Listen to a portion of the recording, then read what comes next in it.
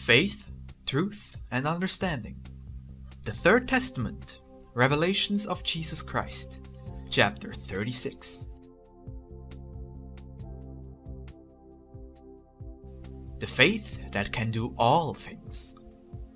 Thus saith the Lord, in order to master weakness, smallness, misery, passions, and to destroy all doubt, faith and good deeds are indispensable, and are virtues that triumph over the impossible.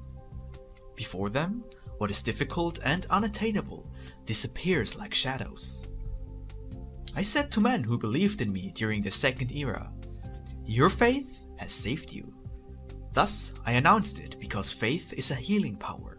It is a force which transforms, and its light destroys all darkness. Those who are still far from spirituality would like to behold me in the form of Jesus to say to me, Father, I believe in you, because I have seen you. I will say to them, blessed are those who, without seeing, have believed, for they have given proof that thanks to their spirituality, they have felt me within their heart. I wish you to know what faith is, so that you understand that he who possesses it is owner of an incomparable treasure. He who lives illuminated by that interior light, no matter how poor the world considers him to be, will never feel like a pariah, abandoned, weak, or lost. His faith in the Father, in life, in his destiny, and even in himself will never let him weaken in the struggle, and he will always be able to perform great and awesome works. Faith is like a beacon that illuminates your path until you arrive at the secure door of eternity. Faith cannot be that shown by those timid and fearful spirits who today advance a step and tomorrow turn back, who do not wish to struggle with their own pain, trusting in the triumph of the Spirit only through the charity of the Father. Faith is that which the Spirit feels, knowing that God is in him, who loves his Lord, and enjoys feeling him within himself, and who loves his brothers. Having such faith in the justice of the Father, that he does not wait for his brothers to love him, who pardons offenses and errors, but who tomorrow will be filled with light, because by his merits he has achieved his purification. He who has faith has peace, possesses love, and is filled with goodness. He is rich in faith and even in the material world, but not with true wealth, not that of which you conceive. I will tell you the test that shows true faith exists. The heart is not troubled in times of trial, and peace inundates the spirit in the supreme moments of peril. He who has faith is in harmony with me, for I am life, health, and salvation. He who genuinely seeks this port and this beacon shall not perish. He who possesses this virtue performs prodigies beyond all human science, and gives testimony of the Spirit and of the higher life.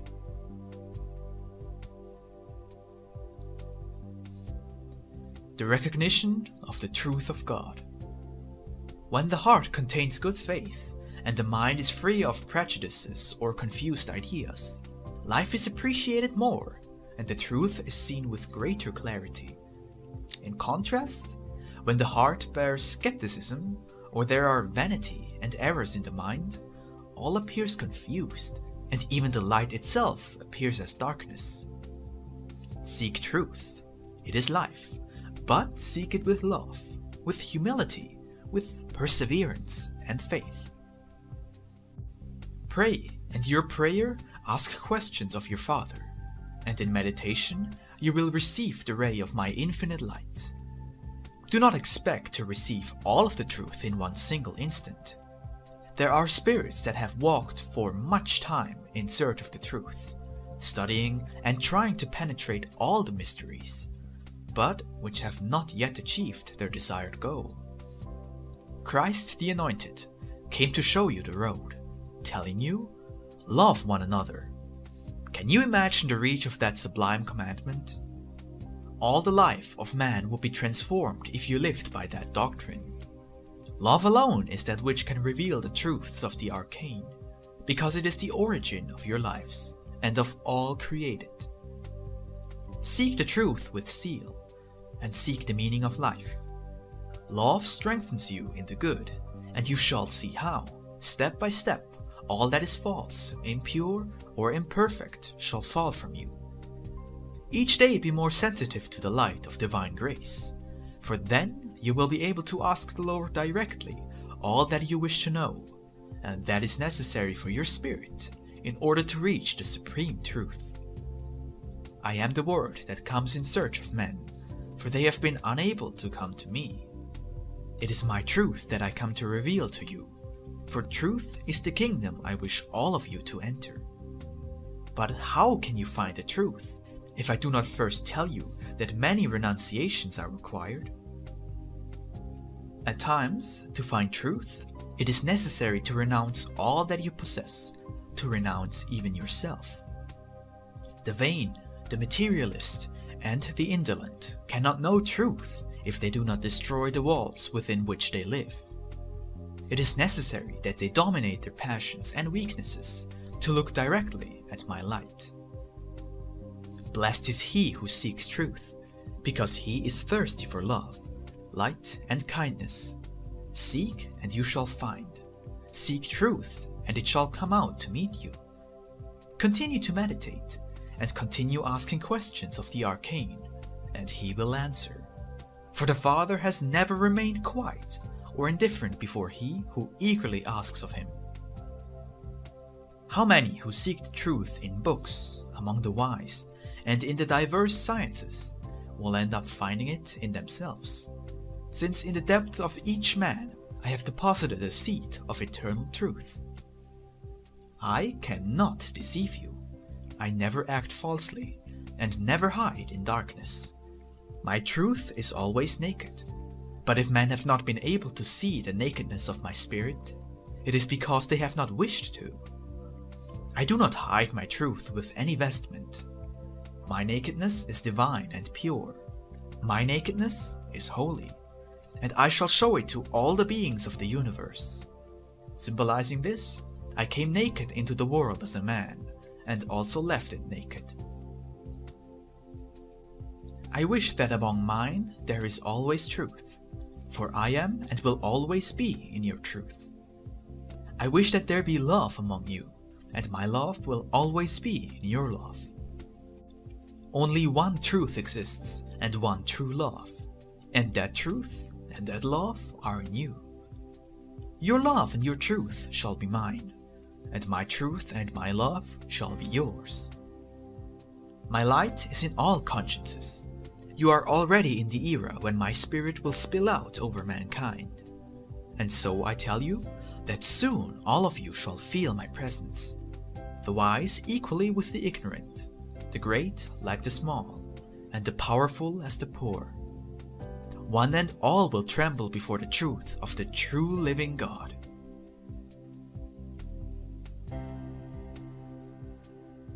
The recognition of the spiritual and divine. It is impossible for one of my children to forget me, since he carries in his spirit the conscience which is the light of my spirit, and through which, sooner or later, he must recognize me.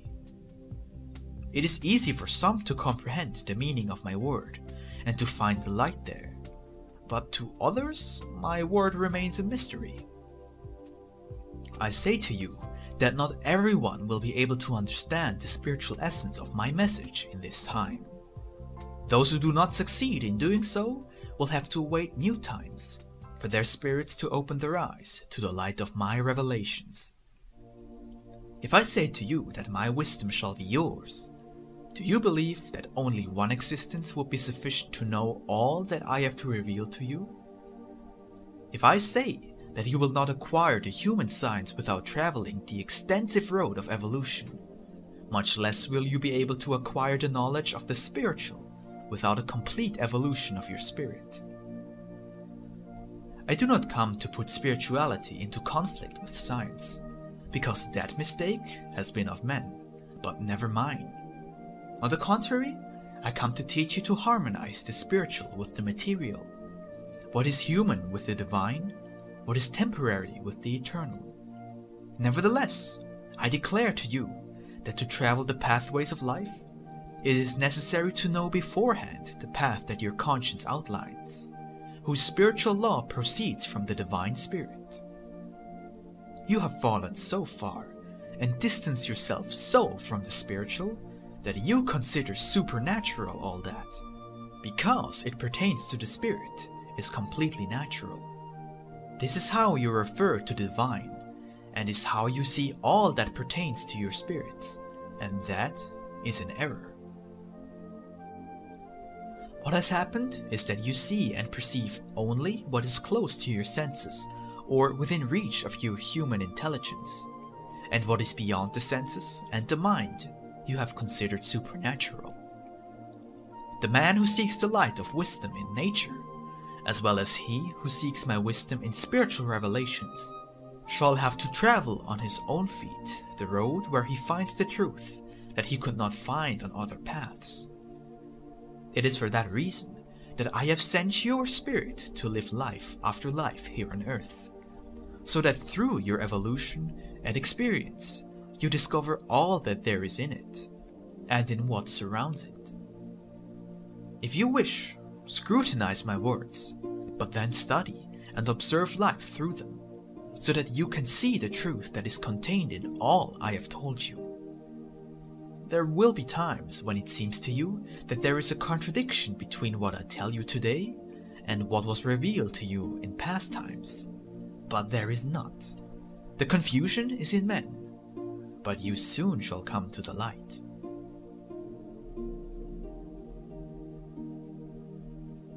Conditions for spiritual recognition. Humility is the light of the spirit, and on the contrary, the lack of it is darkness. Vanity is the fruit of ignorance. He who is great through wisdom and worthy through virtue has true modesty and spiritual humility. Let all evil thoughts fall away from you, and attract the noble thoughts. Happiness is not in the material things you possess, but in the spirituality that you know. To know is to possess and practice. He who truly knows is humble of spirit, not prideful with the earthly wisdom that aspires to know all, but denies all that it does not understand. He who bears the light of inspired knowledge knows how to receive revelations in their due time, and how to wait for them. Many have called themselves wise, but the sun that shines brilliantly on them day after day has been a mystery to them. Many have believed that they knew all, yet truly I tell you that even the ants that cross the road unnoticed bear a mystery which is unfathomable to them. Men may investigate many of the marvels of nature, but while they do not do it through the path of divine love, they shall not come to the true wisdom enclosed in the immortal life of the Spirit.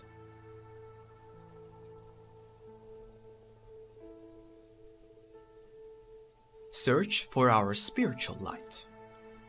From the beginning I conceded to man the liberty of thought, but he has always been a slave, sometimes due to his fanaticism, and on other occasions because of the false beliefs of Pharaoh or Caesar.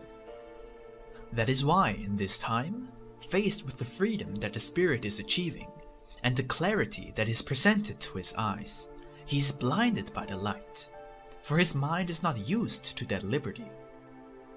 Man had reduced the strength of his understanding of the spiritual, and fell therefore into fanaticism, walked on twisted paths, and was like a shadow of the will of others. He had lost his liberty, and was not the owner of either himself nor of his thoughts. But the era of light has arrived, the time when you are to break the chains and extend your wings to fly free toward the infinite in search of truth. This century in which you live presents two sides. One is the evolution of the mind, and the other is the stagnation of the spirit. Truly, the divine light shines upon the understanding, and for that reason, From it arises my great inspiration, whose fruits astonish humanity. It is because the mind seeks freedom and expansion.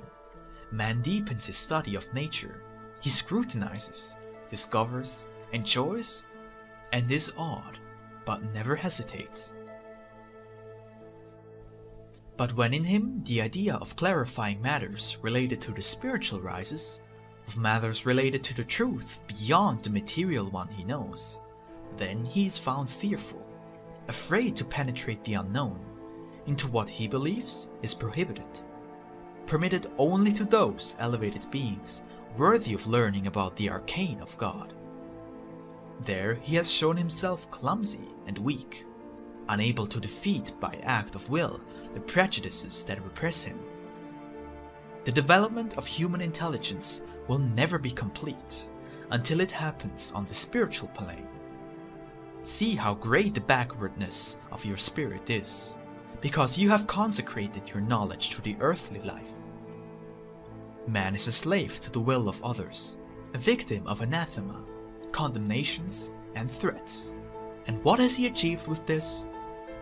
The abandonment of all his yearnings to understand and achieve the highest knowledge that man must have, preventing himself from being able to achieve the clarification of what he has absurdly always supposed to be a mystery, the spiritual life. Do you believe that the light of the Spirit will always be an enigma to men on earth?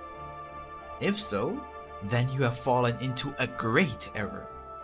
Truly, I tell you, that while you do not know your origin and ignore all that is related to the Spirit, for all the advancement of your sciences, you will not move beyond creatures that inhabit a small world, among the plants and animals.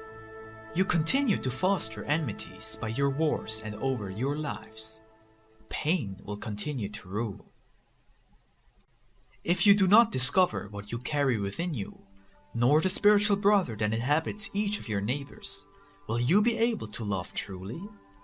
No, humanity, though you say that you know and follow me, if you take my doctrine lightly, your faith, your knowledge, and your love will be false. In me, men will find the courage to emancipate themselves from the yoke of their ignorance. How can you hope that on earth there is peace and an end to wars, that men regenerate and sin diminishes, if they lack the spiritual knowledge that is the basis, the principle, and the foundation of life? Truly, I tell you, that to the extent that you do not understand and practice my truth, your existence on the earth will be like a building constructed on shifting sands. I come to man to tell him that he does not truly know himself, because he has not penetrated his own inner self, and does not know its secret, because he ignores its essence. Yet in this era, I wish to teach him the content of the book that has for so long been close to him, and in which are guarded all the mysteries that since the second era I promise to come to explain with the light of my spirit. Only now will you truly penetrate and know the inner depths of your spirit, and then you will be able to say that you have begun to know who you are. Man shall come to know his origin, his destiny, his mission, his gifts, and all the infinite and eternal life that vibrates around him. He will no longer be able to offend his fellow man, or make attempts on the lives of his brothers, nor dare to profane any of that which surrounds him, for he will have come to realize that all is sacred. He shall come to know what he bears hidden in his spirit, and it will be then that he will have a clear idea and a profound faith that if the spirit is marvelous, so too must be the dwelling that his Father has destined for him in eternity.